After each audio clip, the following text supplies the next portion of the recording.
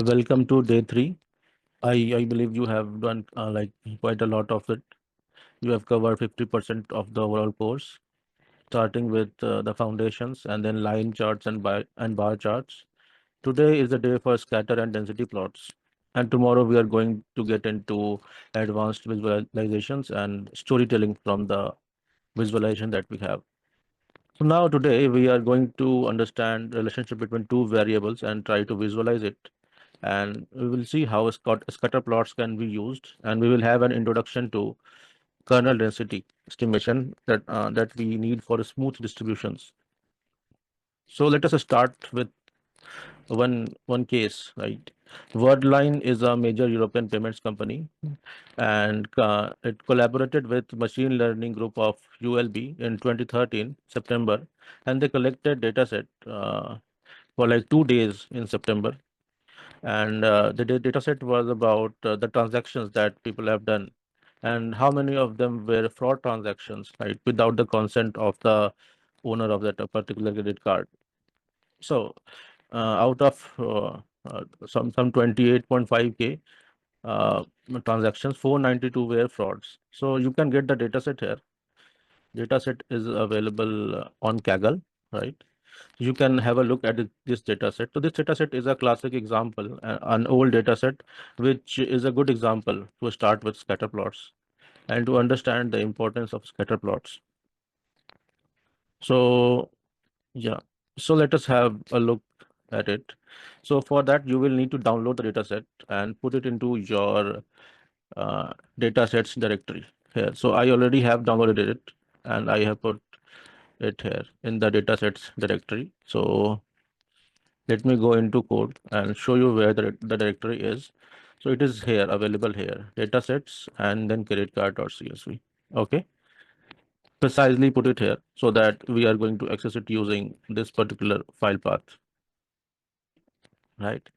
So let us have a look at the data set we have. So this is time in seconds, and these V1 to V28, these are principal components of the data that they have collected. For preserving anonymity, they have done this PC and then shared the data so that the user's privacy is well respected. And so these are principal components of some data points that they have collected, right?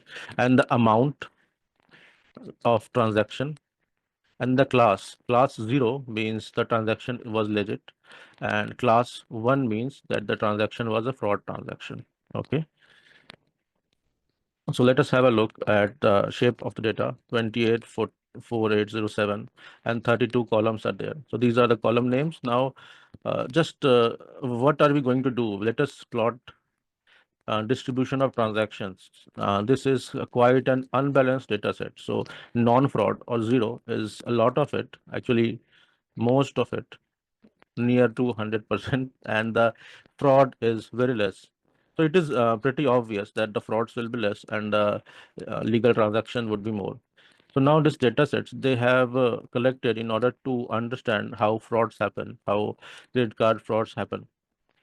So let us have a summary of the statistical summary of the data that we have. Like let us focus only on time, amount, and class for now. So we just describe it. So this is. Do you find anything from here? Do you what insights do you get from this particular bar chart or this particular description of basic statistical measures? Still, we don't have much clue about how the transactions are, how to find out the. We don't get some concrete insights into what is the nature of fraudulent transactions. Okay, so let us have a line plot of it, of the transaction amount and time, and we can do go on and go forth about the different types of plottings and all. Still, people are kind of insightless, right? So let us have a histogram of it. So still, less amounts, right? The frequency of smaller amounts is higher, and like that. So what we do here, let us have two parts of the data set, fraud and non-fraud, and let us do a scatter plot of it. So we will understand how these code work, but let us first have a intuitive understanding of what it can reveal to us. So fraud and non-fraud, we have plotted it. Just scatter plot is just putting dots at the data points that we have. So these red dots are actually the um, fraudulent transactions, and these gray dots are non-fraud or legal transactions. Now, my question to you is, what insight do you get from this? Please go ahead. You can speak up or you can put in the chat. There's less fraud than non-fraud. Yeah, but that histogram has also told us about it. This particular bar chart has given that insight. Okay, yes, that is one thing. That is one good observation. And do you see any patterns? Yes, all of you are saying small amounts of fraud, and that is very correct. And what pattern do you see? All the time. Okay, but there are certain times in which there is no fraud happening, right? And don't you think that this fraud is happening in bursts? Like in certain span of time, a lot of frauds are happening. Don't you think that it happens in burst? Yes, that is what the insight it gives us. Like that gave us the first glimpse of truth. And one more thing that we missed, like they are having targeting low value amounts so that, and that is a strategic, that is so that it does not trigger alarms like 0.99 or $99. So they are just below the threshold for sending out alarms so that the customer finds it out instantly and reports it. So the fraud clusters around low value amounts. It appears to in short and strategic burst of time, short bursts of time, and you see that the legitimate transactions, they are spread properly over all over it now. And this reveals some distinct patterns about fraudulent activities. They try to avoid extremes, and they are repetitive for given time and all, right? And like the fraud is timed with intent, not noise, right?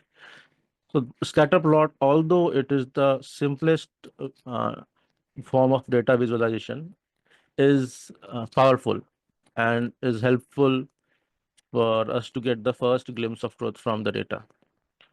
Let us now get into what actually scatterplot is.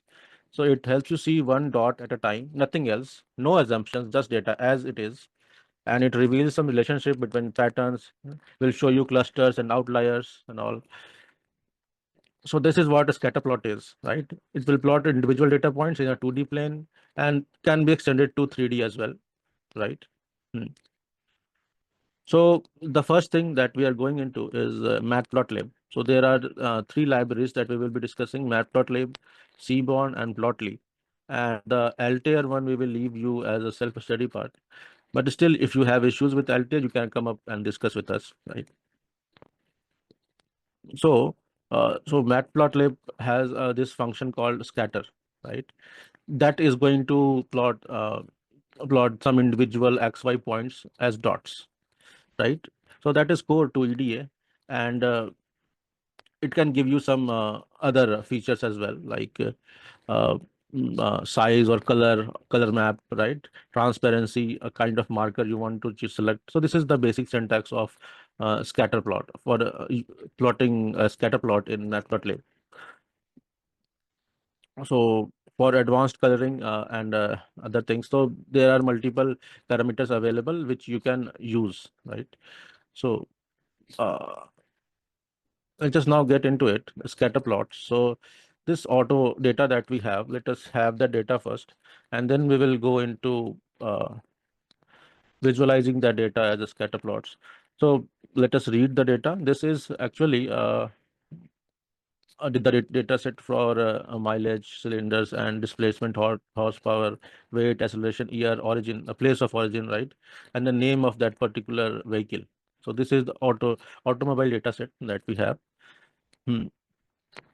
Just describing all the statistical features as a regular thing we do in EDA, right? And so there are certain things that are not very relevant for our study, that is the name and others. So that we are sorting it out and leaving it, right?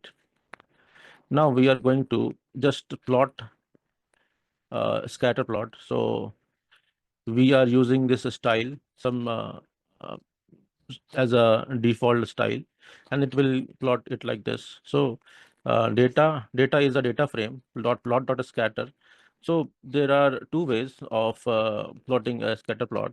One is using the matplotlib available with pandas data frame, or as a separate entity, right? If you want to use just matplotlib's scatter plot, then you have to explicitly pass the particular data frame that you are talking about, or x values and y values as list, right? So there is this thing called this. Let us get into style.use. So there are multiple styles available, which we have just seen this line of code. Here we are using a default style. So makes it look cleaner, and you can have integrity in the overall presentation, right? And this will just do data dot plot scatter, will just plot the x and y values from this take the x-axis as horsepower from this data frame, right? This particular data frame, and y-axis as the mpg from this particular data frame, right? This is a very generic plot. Yeah. So uh, I would like to also give you some overview of this matplotlib's versus the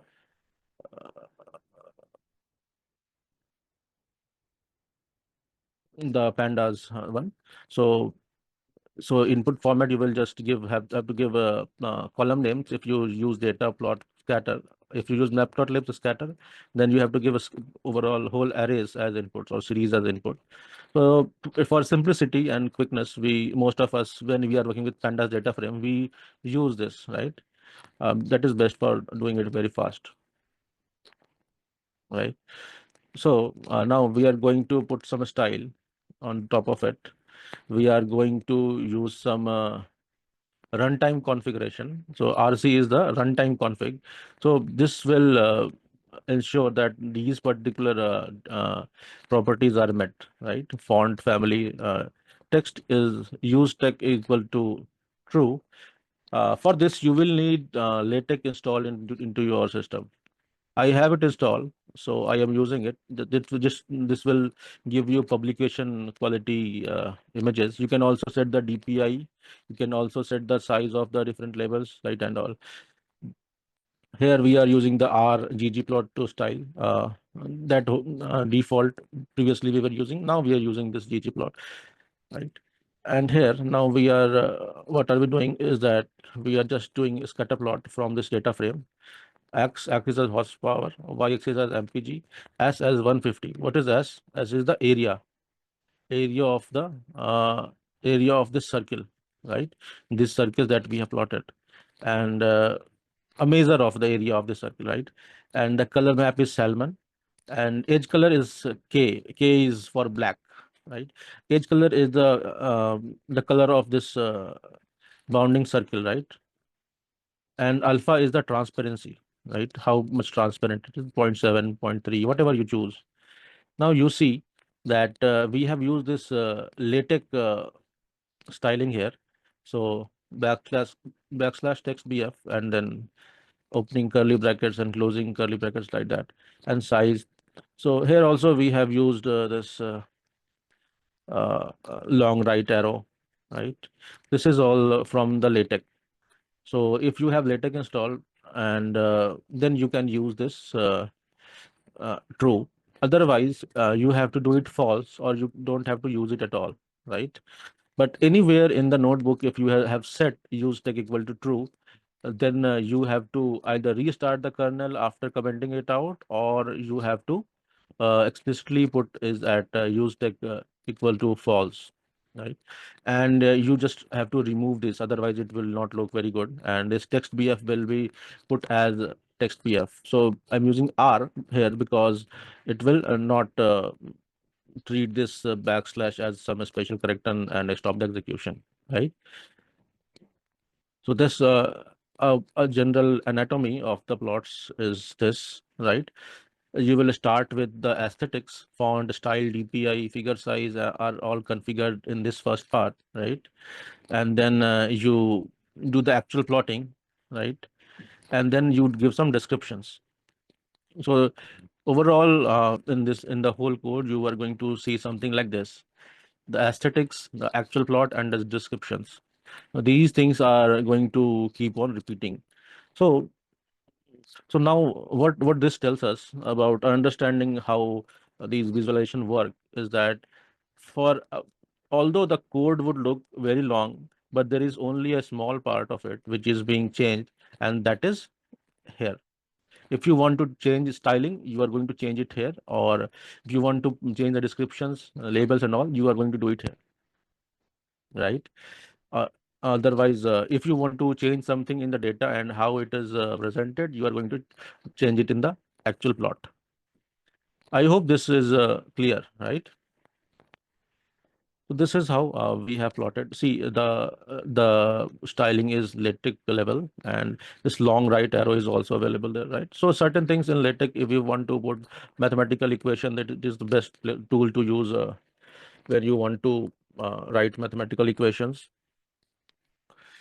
So here, if you want to have a secondary access of this, uh, right? Yeah. Figure size, auto layout, and all, you can set it up. So here you have you want to have a secondary access of the fine details of how the labels are. So the axis has to represent something, right? So represents weight. So now we are now playing with three particular columns: horsepower, mpg, and this weight, right? uh, this weight is in C, right? Which means the color of the points, data points, will depend on weight, right?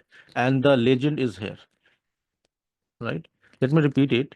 The color of the data points will now depend on weight, and the legend is here, and the color mapping is rainbow, right? The whole spectrum of the rainbow Vibgyor is now available for you at your disposal to color these points based on the weight. Higher the weight, it will move towards red. Lower is the weight, it will move towards violet. Makes sense? What do you see? Higher horsepower vehicles have higher weights. Lower horsepower vehicles have lower weight, right?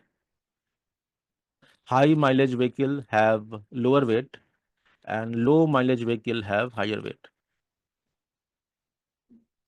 Okay, so we'll just have a look at this and how we have done, and let it get imprinted in your memory. So this is what we are going to use. This is style of visualization we are going to use in most of the course. Okay,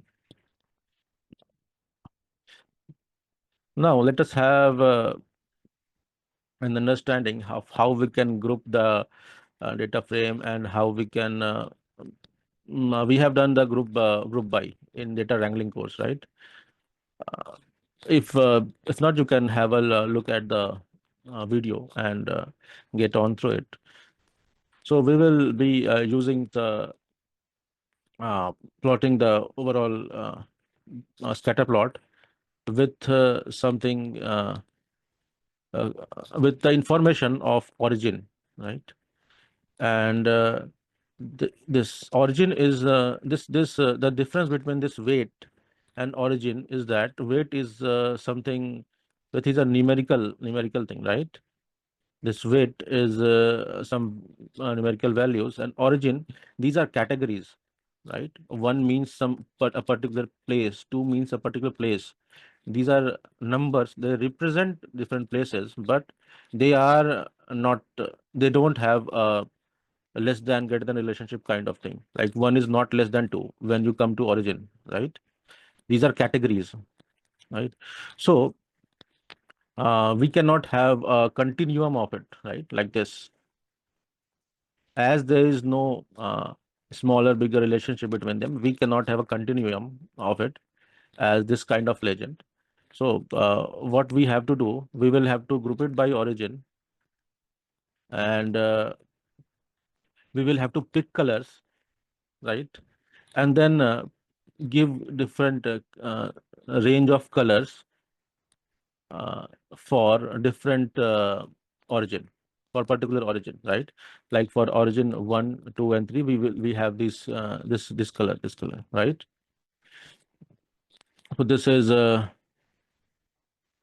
RGB value, and this is the transparency, right? This is the alpha value. That is what we have, right? So RGB gives you the color. The first three elements of this list give you the color, and the last one gives alpha. That is the transparency, right? So now for different groups, we have now three groups, right? For different groups, we have different colors available, right? And that is what we are giving as color equal to colors.index here. And we are all these things are same from here to here, right? Or maybe some slight change will be there. So here we have grouped it and found out colors for different kind of origin, different colors, right? And now we have this uh, this loop inside which we are going to plot it for each group. We are going to plot a particular color for each group, right? And then at the end we are going to put it all together and put descriptions on top of it. So let me have this here, right? So now group by and color coding is the first part, and then aesthetics the second part, and then the loop and the actual plot, and then does descriptions, right? So what are these subplots, right? That is also one new thing in this one. So subplots will create a bigger figure and a different and small plots into it. So we will see what subplots are in a short while. Okay, so here this gives us this particular hmm, scatter plot in which we have different colors of dots for different origins. So we see that in certain region, certain areas or certain origins, they have high horsepower vehicles, and certain regions they have high mileage but low horsepower vehicles. Uh, can you just have a intuition of what kind of places would these be? I believe this part would be mountainous region, and this must be like high mileage and low horsepower would be city and plains. Just a guess, right? Such kind of insights you can derive because we see that for high horsepower there is no vehicle in this particular range, right? In this region. Hmm.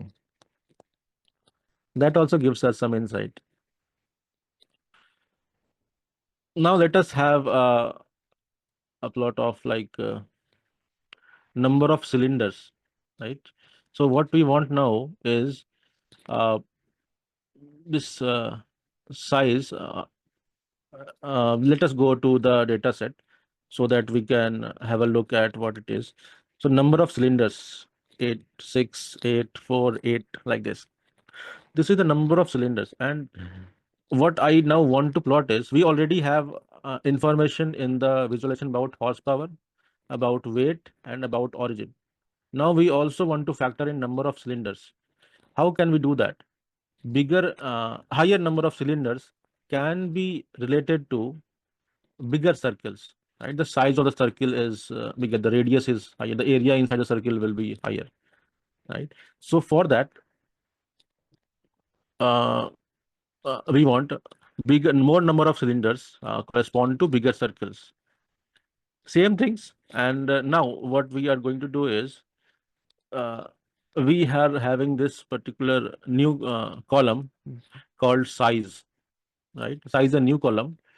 And now what we are doing is we use a certain formula for finding out this size, and that is we will square the cylinder, the number of cylinders, and multiply by 10, right? So that it comes into the range of 150, and also that it is visible to us. So previously you would have seen that we use this 150, and the circles were pretty visible to us. So we want to put it into the range of 150. If you use directly 8, then it might be very small to visualize it properly or find out the color of it properly. Now, so this making a new column called size and updating it with 10 into the square of cylinders. So 8 square is 64 into 10, 640, like that. Now, making subplots, right? And then having iterating through the group. We have created the groups here and the colors, and the same thing is repeated, right? Same thing as in here is repeated, except this S is changed. Now S is changed to what? Size, which will become the area of circle. And size is the new column that we have just created. Now what we get is this legend and this size. So also higher horsepower vehicles will have more number of cylinders. Higher mileage vehicles will have a less number of cylinders, right? Such insights now we have. So now just to summarize what we have done, we have plotted four columns into this one plot, and they have meaning, right? Now just think we want to find the vehicles with minimum mileage, highest mileage, minimum horsepower, highest horsepower, right? What to do? Just just some pandas stuff, finding out the min and max, right, from the whole data set. And then what we can do, this all is the same as we have done previously. This is the same size and all. So what we'll do, everything is same up to here. The new thing is annotations, right? We are going to annotate it and just point out which is the that particular point of minimum mileage, and write something there. Point out the uh, maximum mileage point, and then write some text on top of it. So annotation gives you some power to point out the different points which are meaningful in the figure. So you have to give some text, and then this xy as the whatever particular point you want, data point you want to point out to, and the location for text, and some text coordinates, and what kind of arrow you want to use, and the font size and all, right? So this gives us this annotation, right? Maximum mileage and the minimum horsepower, maximum horsepower and the minimum mileage, like this. Okay, just now, don't just tell me what insights do you get from this particular annotation? This annotation, this clearly tells us that the vehicle with highest horsepower will not have like best mileage and all, and they are far apart, right? And like it is not like that the maximum horsepower will have minimum mileage, because the minimum mileage is achieved before we achieve maximum horsepower, right? This point, right? So it is not true that if you go for higher horsepower, you will always have to uh, uh, adjust on mileage and all, right? Also, the lowest mileage vehicle might not have the lowest horsepower, right? So we will now categorize it, right?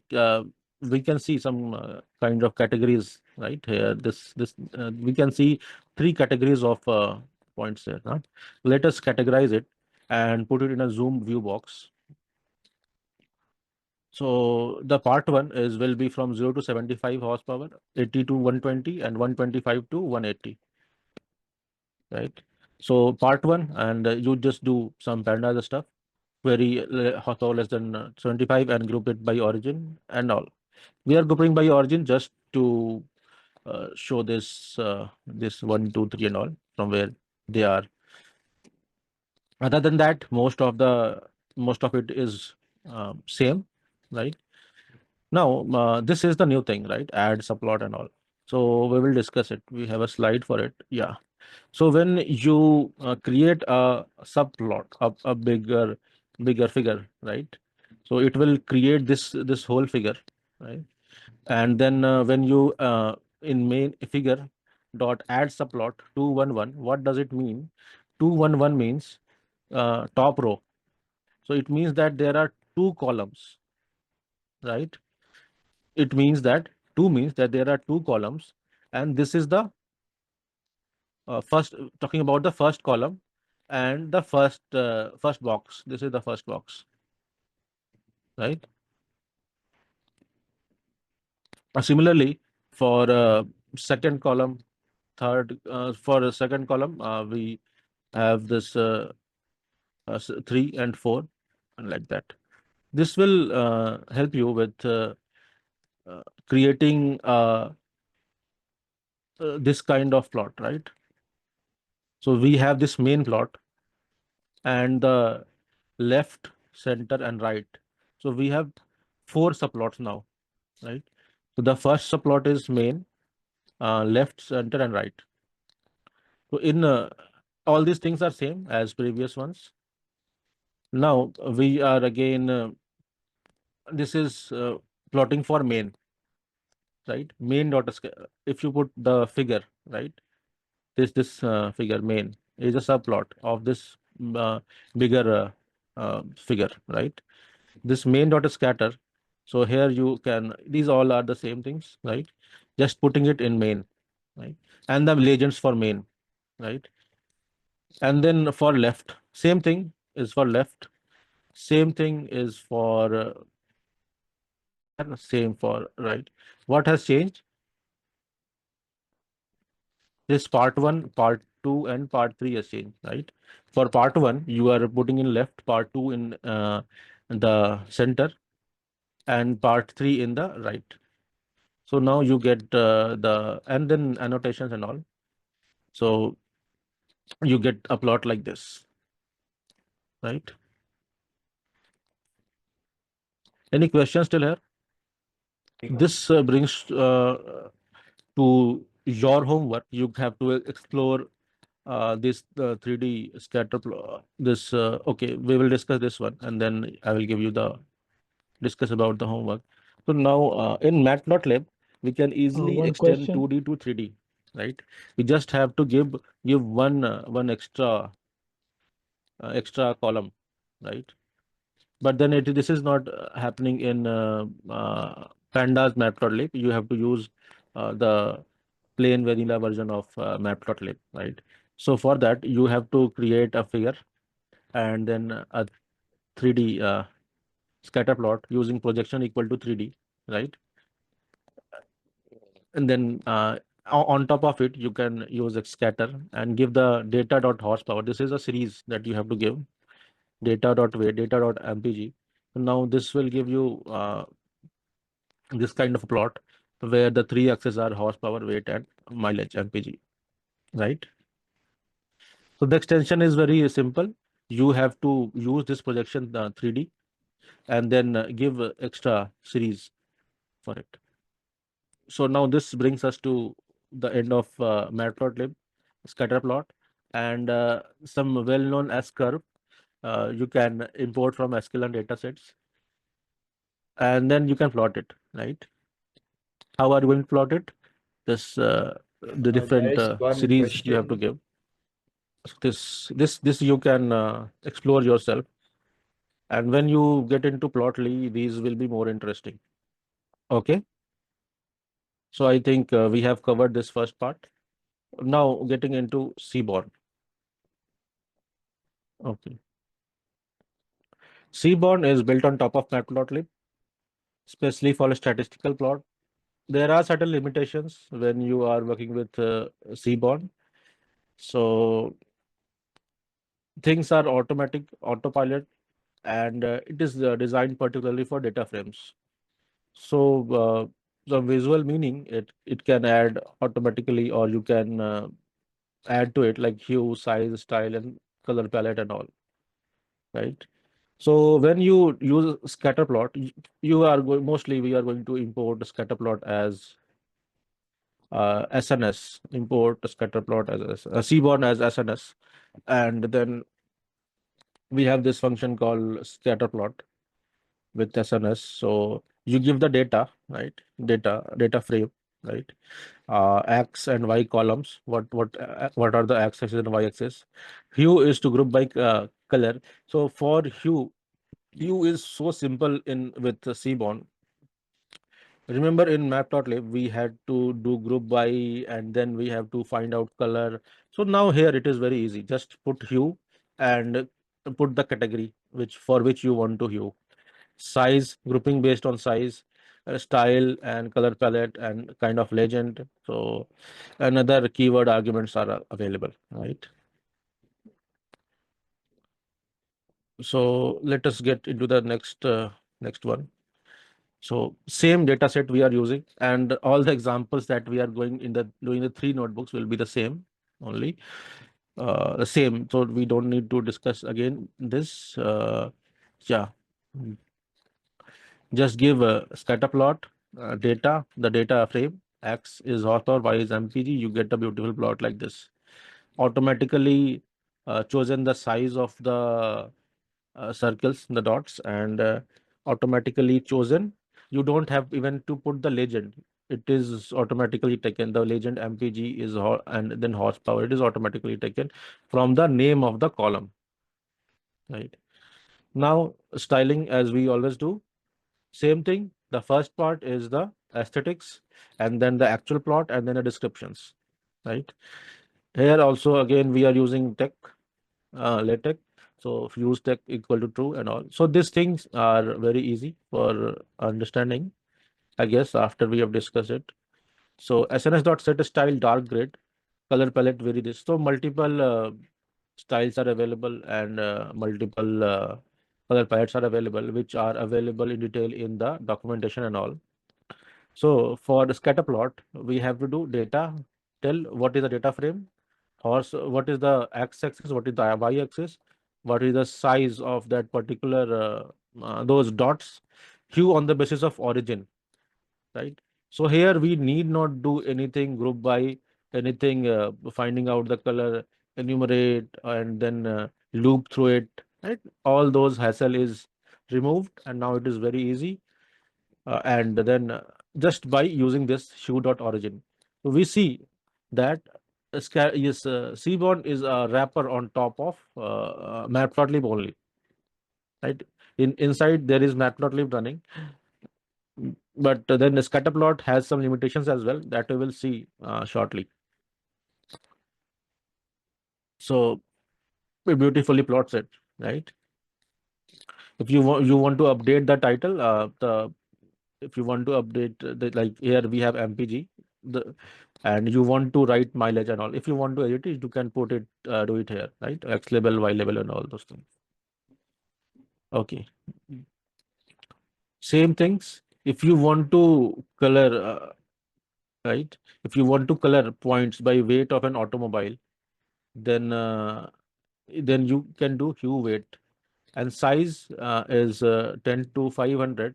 We are specifying the size, the min and max size of the points. And like what it will do is, for this will be a map, right, from 10 to 500. What we are doing, we are having the min and the max 10 to 500, and then we are plotting the sizes of the putting the sizes of the particular dots based on that, right? And the uh, hue is weight there, right? So hue is weight means higher weight is higher size in this range, just to clarify. Okay, so we are getting this plot. We have not added size in the data set now. Okay, we have not added size, so that is different. Hmm. Okay, now let us handle annotations. How can we add annotations to it? So here, so this higher sizes is for this size, right? We have added the size of the data set. I missed one point. I am trying to correct it. This is a correction for the last statement that I have made.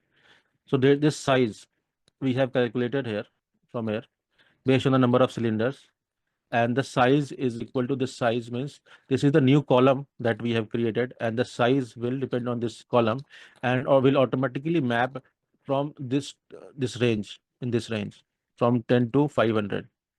Okay, so we now have weight here based on color, and size here based on the size of the area of the circle. Okay, I mistakenly said about the weight. We are going to hue only on the basis of weight. Okay. So now we are going to add annotations. All the code is same up to here, right? Now what we are going to do is we are going to find the min and max those points, and plot use this matplotlib method to do annotations. So here we have the annotations as well. Okay, the same thing as we did with matplotlib. Just a change is the game is here, right? So now 3D scatter plot. So in matplotlib we have we have struggled with this now, multiple, we have written long code and all. Now see there, this for joint plots, matplotlib provide sorry, this Seaborn provides uh, particular method called joint plots, right? So that is what is the next thing. It is a multi-plot function that combines a scatter plot or other bivariate plot and two univariate histograms on the margins, right? Or KDEs as well. So there will be three plots, right, created. One will be the main plot, and one on top and one on right, like this. So this particular plot will be a histogram of this x-axis, and this particular plot will be a histogram of this y-axis. We can choose it to be histogram or a kernel density estimation. Okay, this is what the joint plot creates for you. So for it, you have to give the data, right? Hue and what kind of joint plot. If you want to use histogram, or you want to use KD and all, right? So hue, order, palette, color, limits of x and y. So these things are available in documentation. And let us have a look at the example, right? So this is a very simple joint plot, SNS dot joint plot, data x and y, right? Very simple. And so what is it going to create? It will create a main plot with the as the scatter plot, right? And then this one is will be the histogram of horsepower. This is the histogram of mpg. Okay.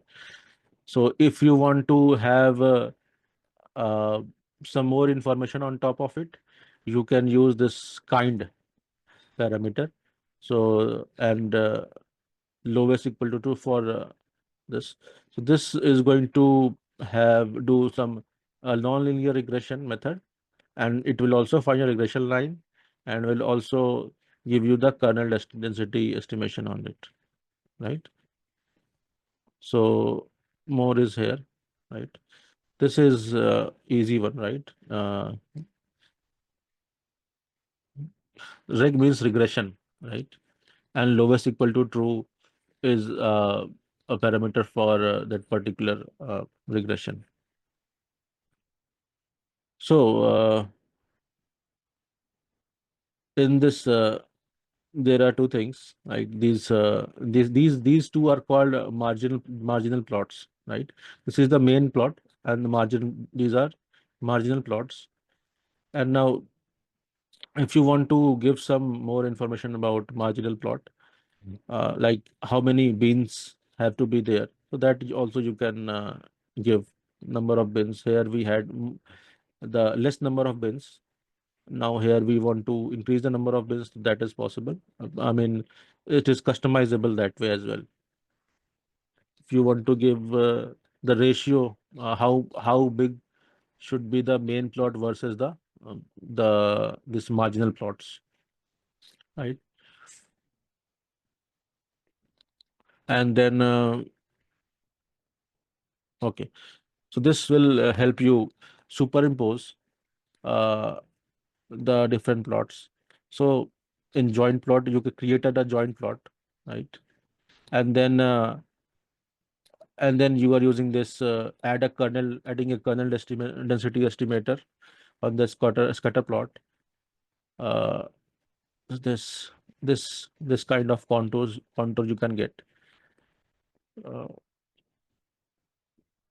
on the main plot, right? And then you can have like uh, the color palette, right? Z order, it means it will be uh, in at the back side, right?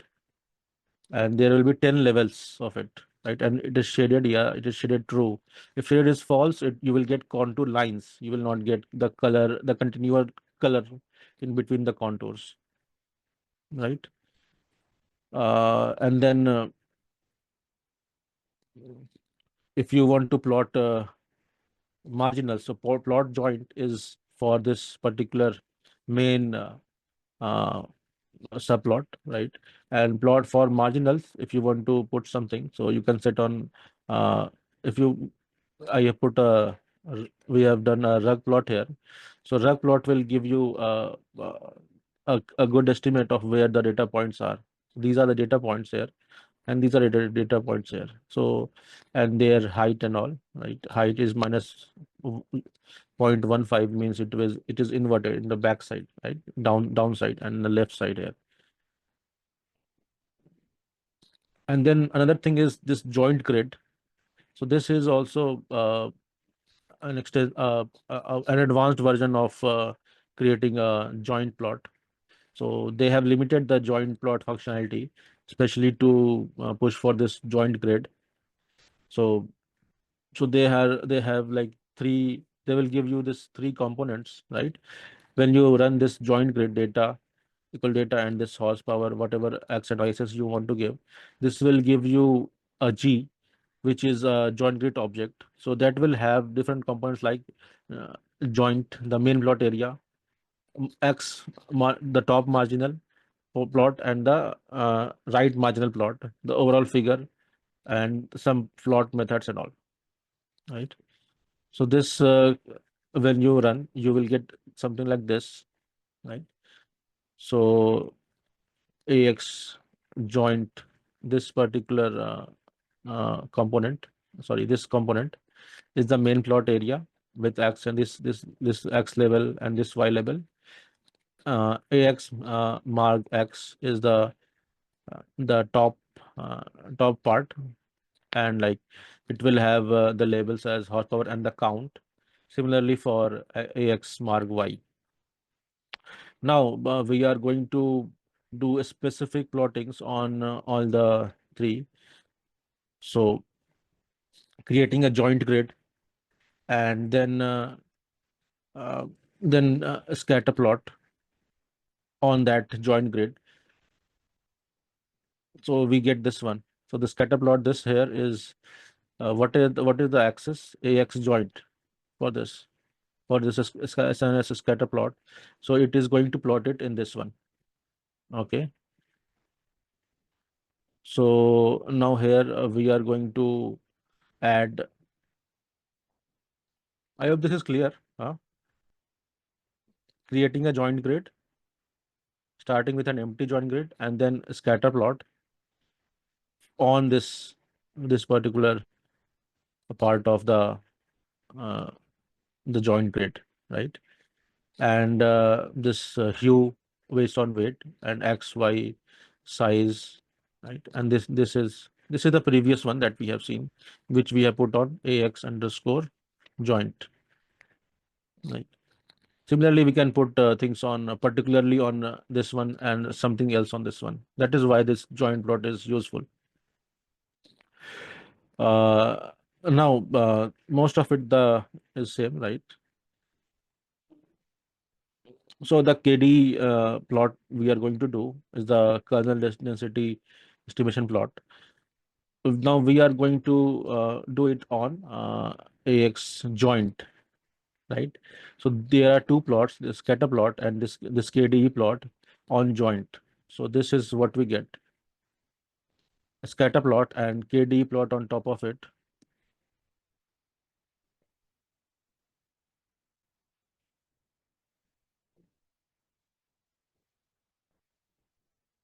When do we do these joint plot, or what is the benefit? Shamshad has asked. The benefit of joint plot is uh, to have a insight of the overall of of how these are varying, right? Of how these particular axes that you are plotting here, how the data points are for them. This gives you an insight in one plot, in one figure, about the overall whatever three or four columns you are describing in here, plus how the observations are are for each of these axes. For horsepower, how is the data distributed? For mileage, how is the data distributed? What kind of distribution is uh, horsepower? What kind of distribution is mileage? That gives us insight on how. That also gives some relationship between how this scatter plot is made. Make sense, Shamshad? Okay, great.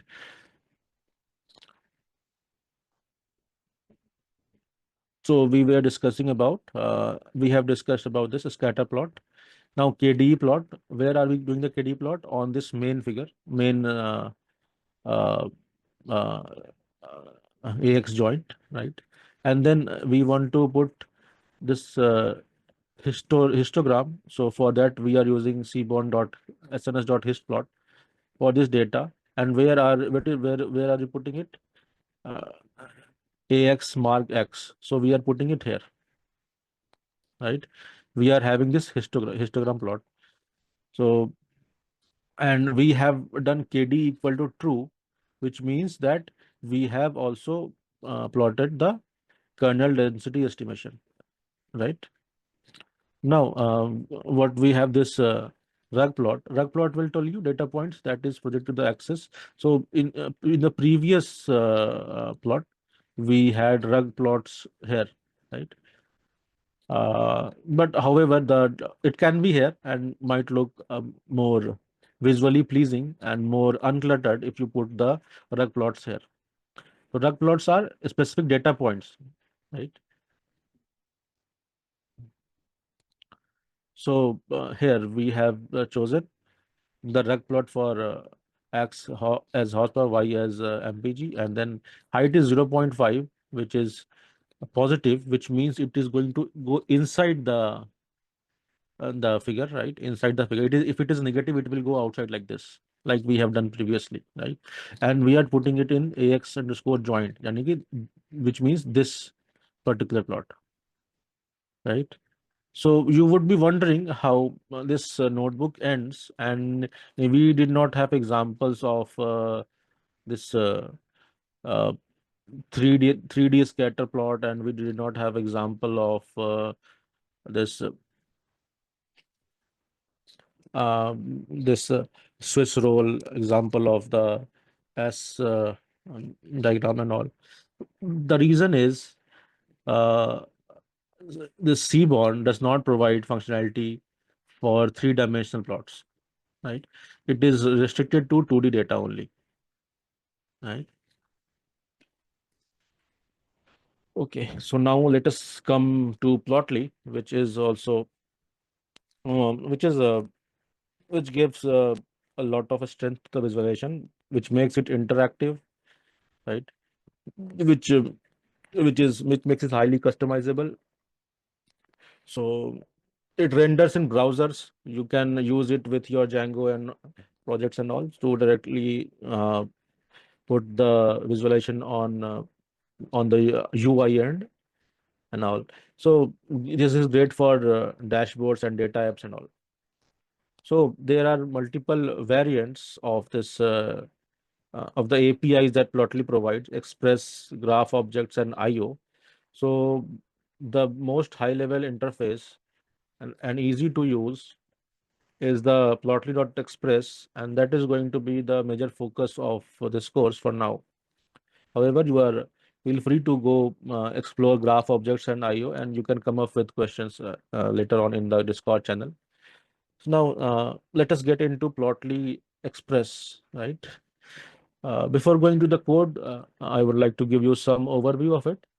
So it is commonly imported as PX. So it is a wrapper, high-level wrapper for Plotly, similar like Seaborn and ggplot2. Very quick prototyping and EDA, and very quick dashboards, very interactive dashboards, I must say. And there are a lot of things it handles automatically, right? So let us get into it, the code now, and let us understand the same data set we have, the same one, right? The auto.csv. So we have done all the three steps of data, I mean extraction, data wrangling here. Now just plot it using this scatter, right?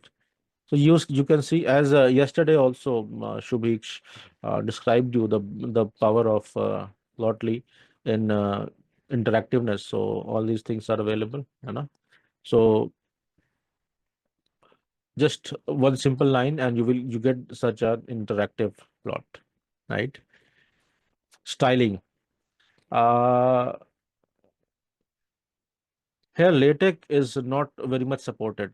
Math, Ajax, and others are supported to a certain bit. LaTeX is not fully supported, and a little bit there's a little bit change on how we are going to give parameters for design for the overall look and feel of this uh, whole plot that we are going to do. There is this title, right, in which you can put text, x anchor, y anchor, x and y, and all those things. So and you can give this HTML code that is beautiful, right? It is natively built for browser rendering, so you can give HTML code and then have a look. Simple, the scatter function, data, x, y, size. Size is the same, that size that we have calculated based on the number of cylinders. Template, and later I have used the, we have done the dark template here, right? Width and height and opacity. Alpha is replaced with opacity here, right? If you want to change something, this is going to give you directly about this mpg and horsepower. If you want to update those labels, you can do update layout, right? So figure equal to px dot scatter, and whatever parameters you give, figure dot update, figure dot show, right? This is going to give you estimation of it, right? Uh, Plot, scatter plot, right? Okay.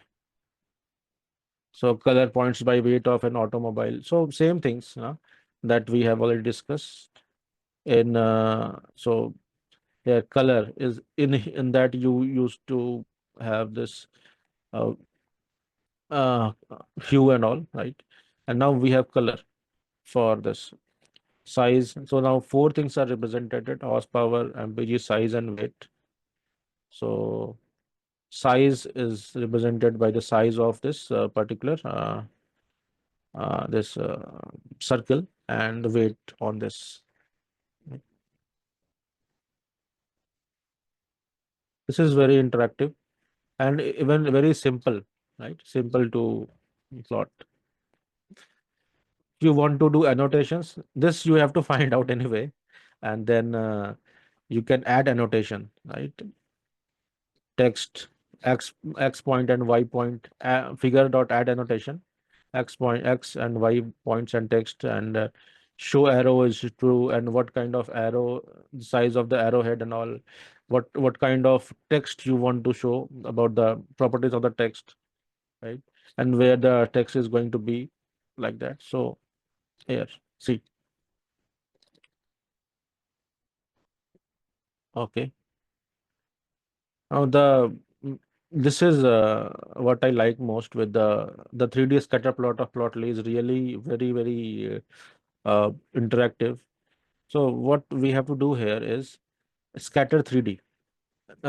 Previously we have used px.scatter. Here we are going to use scatter 3D and give the three axes, right? Give the data and the three axes which we want to plot, and these hues and all, size and color. So here, this is what we get, right?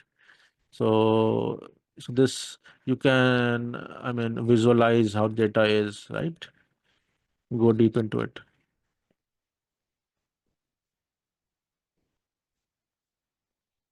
This is beautiful. Very good rendering of the data, right?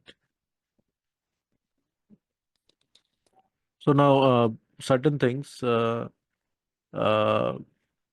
when you are plotting 3D, so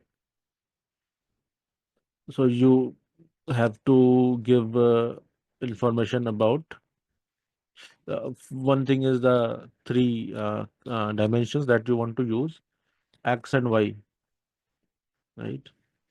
This is about title. Hmm. Okay, just simple update than the 2D, and now you have this 3D scatter plot. Now try working on annotating this 3D scatter plot as a homework. Okay, the well-known S curve is your homework for today. So here the S curve is so beautifully visualized, right? And the Swiss roll. Okay, so now we have completed our part of scatter plots with Plotly. Now we are going to get into KDE, kernel density estimation, right? So what happens is when you have this, suppose this data frame, right? Duck and goose and count 11 and 4. So what you have is that you see, you suppose you are near a pond and you see some ducks and some goose. Now you want to count how many ducks are there and how many goose are there. So what you do is that you make two piles of two stacks of stones, and then if you see a duck, you put one stone on top of the duck's stack, and if you see a goose, you put a stone on top of the geese stack. So that way, you can build a histogram. right? Count.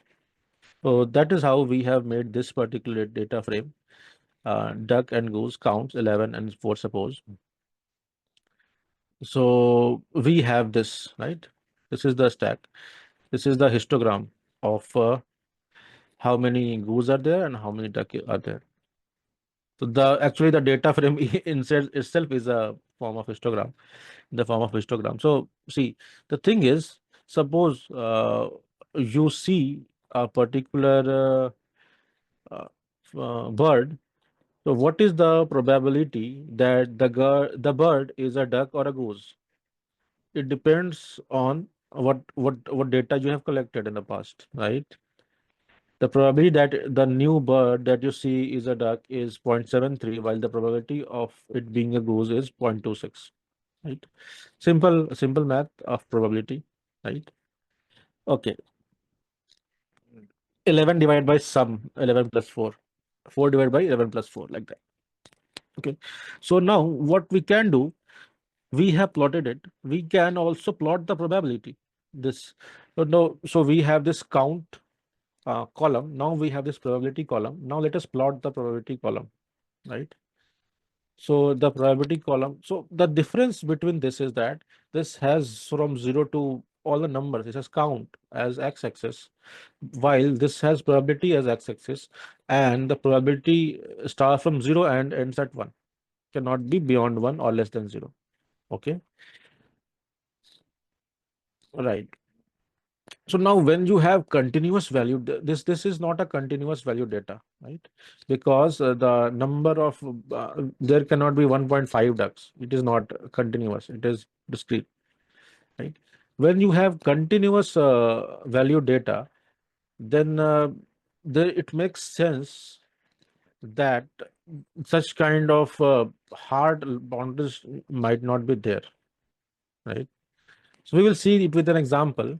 Let us first have this data, generate some random random numbers using some normal distribution from 1 to 10,000 random numbers from the scale of 1, like between 0 and 1, and here also. So we can have this kind of plot where we have this data that we have just generated, right? And then we can plot it in a histogram with 100 bins, density equal to true. What it means, density equal to true, we have seen in the histogram plot now. Okay, so and color and alpha and all. So the thing is, if we have 100 bins, the data will be like this. If we have 50 bins, data will be a bit different. Okay, looks like I will need to run it again.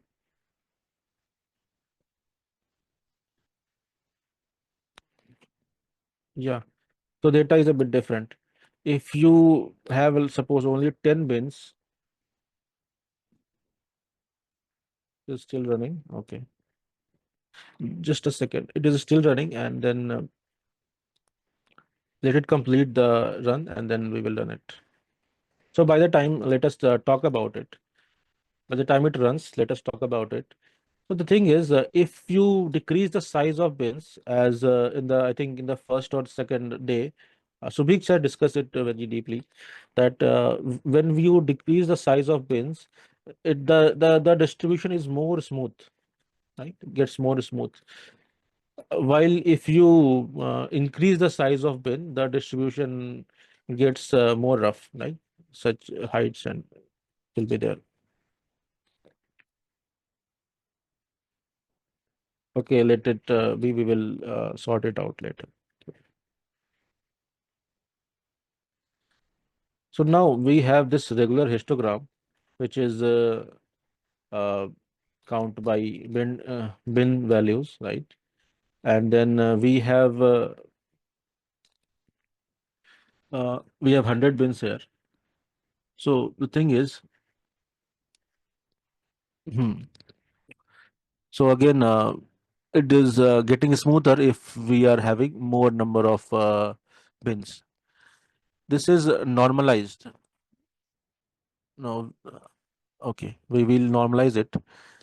So for normalization, what we are going to do is that we are converting the values as we have seen previously into from uh, the min and max to 0 to 1, and then we are plotting the normalized histogram for various bin sizes.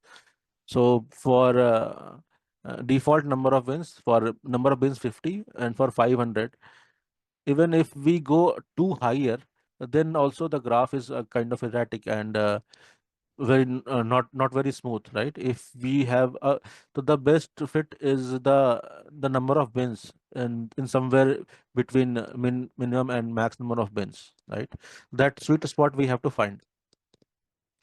So how have we done this? We have gotten the probability distribution, and that we have plotted probability density, and that is happening. How is it happening? By density equal to true, right?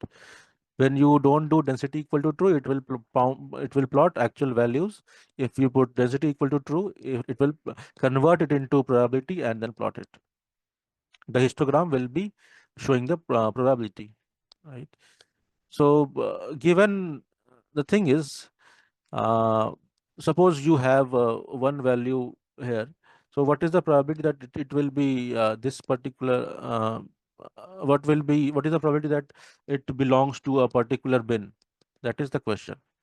So uh, a particular bin has a kind of distribution like something like this, that a particular bin will have if something if there is a number, how much does it belong to a particular bin? It is has to be based on a certain kind of distribution, right? There are multiple distributions available. So the thing is, if we take one datum xi, so and it is uh, it has to in the neighborhood of xi, what is the likelihood of another datum that is present in the likelihood of xi? Because there is a data point at xi, and it is now when there is a data point at xi, suppose just take it like this. When you are uh, going for suppose like how human settlements happen. If you can find one person in a forest, you can also have a feeling that nearby some particular locality has to be there, some village is nearby. If you see one person, it is like that. And when you go into the village, the probability of finding a person is very high, which is shown like this. This is how far you are from the village and how center to the in the center of the village you are, kind of that thing, right? So it has to be this is the bandwidth, like in what range you can see a person and what range the village is, if you can go with that example. So we can postulate that the data points has some symmetrical PDF probability density function, which will have a maximum value at that particular xi, because we have found that data point from observation and gradually decrease as one moves away from the value. Similar to when you are at the center of the village, and as you go far from the village, the probability that you can find one human being is becoming less, right? So this attenuates, like that is decreases when one moves away from the center of the village or moves away from that particular value, right? This parameter is h, or called the bandwidth in the literature, and the kernel density estimator is written as k, x, xi, and h, like this.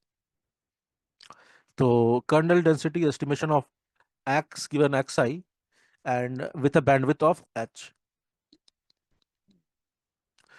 So So we have a choice of h. We can that is a parameter that we can choose.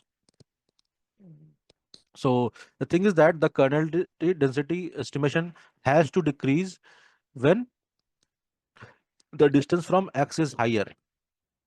That is why that's del x we have found.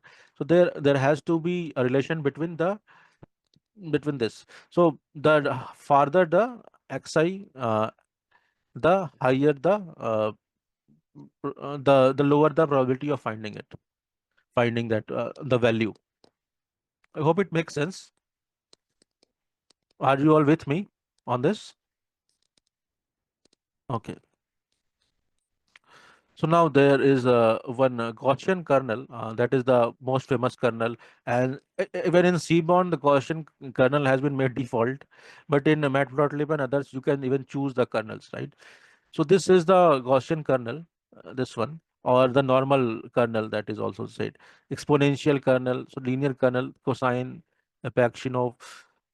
Then this is the formula for the Gaussian kernel. So see, H is here, and this negative e to the power minus this square of this distance divided by 2.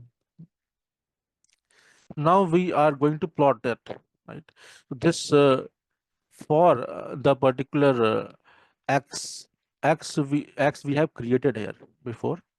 We have created this x as where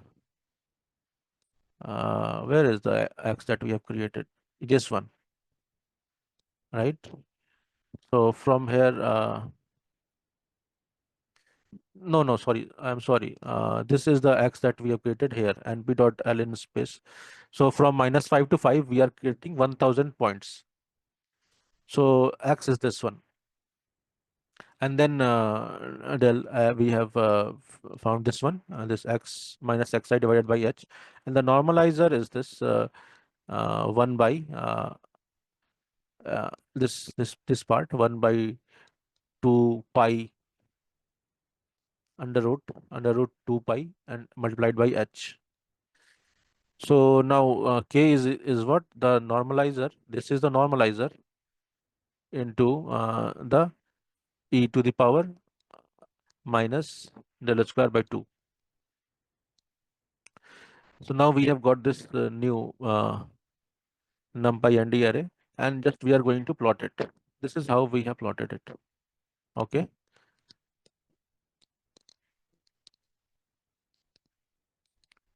So there are multiple kernels available which we can try out.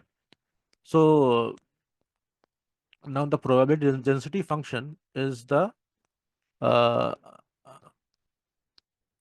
so the net probability estimate will be what a sum of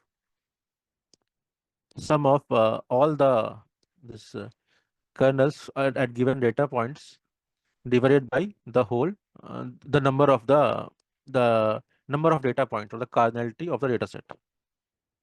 Now this is just a plot to have a look at. This is the same calculation that we have done, and these things are from the previous discussions on Matplotlib. So what we have is for h equal to 1, it will be like this. The bandwidth will be small, right? H equal to 5, h equal to 10, h equal to 20. So this is how it changes. Same kernels in a single plot. So all if you want to plot all of them in a single plot, and then you can have like different labels for it, like this. Now, if you want to compute the kernels, so for uh, that you can use sklearn.neighbors kernel density. So this will if when you are using Gaussian and giving a particular bandwidth and giving the data, it will have to reshape it, right, into a format that this can ingest, and reshaping and then giving it to this kernel density. It will give you a Gaussian KDE, right? Okay. So and then this is the KDE for that particular data fitted. Okay, and then these are then we are having some samples from -3 to 7, and then which we are doing log of it, log of density finding out the log of density. Actually, Gaussian KD gives you a log of density when you give input to of these samples. These samples are what we want to find the probability of, right? Giving the samples to score samples, Gaussian KD dot score samples will give you the log density, and for that, removing that log, you will have to exponentiate it, and then you will have this kind of estimation. This you will have the this samples, right? This is samples, and then if you have the data is fitted on the whatever data the data we had previously, that for the from that we have made this kernel, and now for the samples we want to find out the uh, kernel, and find out the probability density for that particular sample that we have done. Okay, so this plot does not show the data, it shows the how the samples, how the samples are being, how the samples is distributed based on that particular data. So now we have the look let us have a look at the various bandwidth parameters. So for higher bandwidths we have uh, more smooth, but then if you increase it too much, then you might lose some important data, like important information, that like some parts, some points are going to have lesser probability here, so that information you may lose if you increase to it too much. For Seaborn, we have a simple KDE plot, and uh, you can try it with this. Let us have a look at the auto data set that we have. So the data set that we have been using through the whole day. So we gather the numerical data and drop the non-numerical data, and then we are going to like put it make a histogram out of it, right?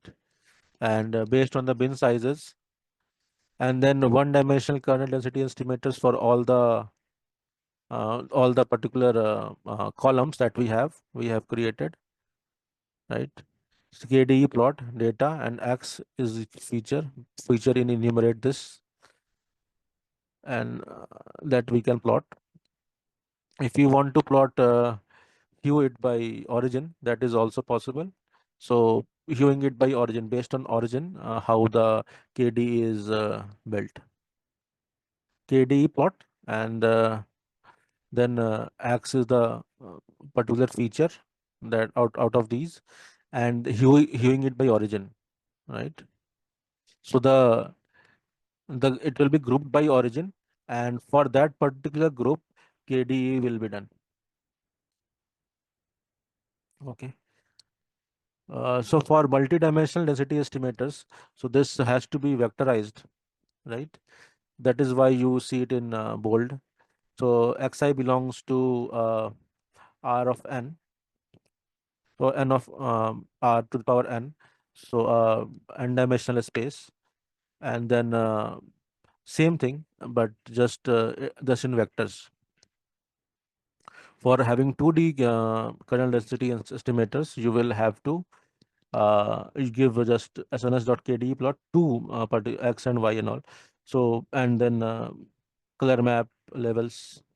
This is how it will be, right? Now showing the contour lines, just fill equal to false, nothing else. Here fill was equal to true was there, fill equal to false, and then you can see the contour lines. So you want to plot all the density estimators here like this. So the thing is, here what we are going to do is we are going to use a Seaborn pair plot. So pair plot, what it does is it will create a figure, right, with the numerical data and these arguments, right, this size, and then it will have three parts, right? uh, Map the diagonal, the upper and the lower. So diagonal is this, right? This is the diagonal, right? And this is the upper part. This part is the upper part of the matrix, and this is the lower part of the matrix, right? Now what it does is that you see, when you do a pair plot of this numerical data, you will have let me look have a let give you an I think if I want to put it in one image, now it then it will be clear. Apologies if it becomes too small, yeah, but it is important to have a look at it. Thing is, you have mpg, displacement, horsepower, weight, and acceleration, weight, horsepower, what is displacement, and mpg. So it is n by n matrix. Take so mpg here. This is the most logical of it is to be a uh, it can be a histogram, right? So all the diagonals will be we have made it as histograms, right? plt dot hist, and the upper part we have made as a scatter plot, right? mpg, how mpg varies with displacement, and that is scatter plot. Similarly, we have created the upper part as scatter plot, and below we have created kde plot. In the lower we have created kde plot. uh, Now I can increase the size, and now see the diagonal we have created histogram, the upper part we have created scatter plot, and the lower part we have created the kde plot, the kernel density estimation plot. Makes sense? Or if we want to hue it by origin, that is also possible. uh, right, so same thing, it will be grouped by origin, and individual parts will be done, and individual groups will be treated separately and then combined into the result. So this is what we get when we hue it by origin. So that brings us to end of today's session. I am open for any questions. If you want to discuss anything or any issues that you have faced, please go ahead.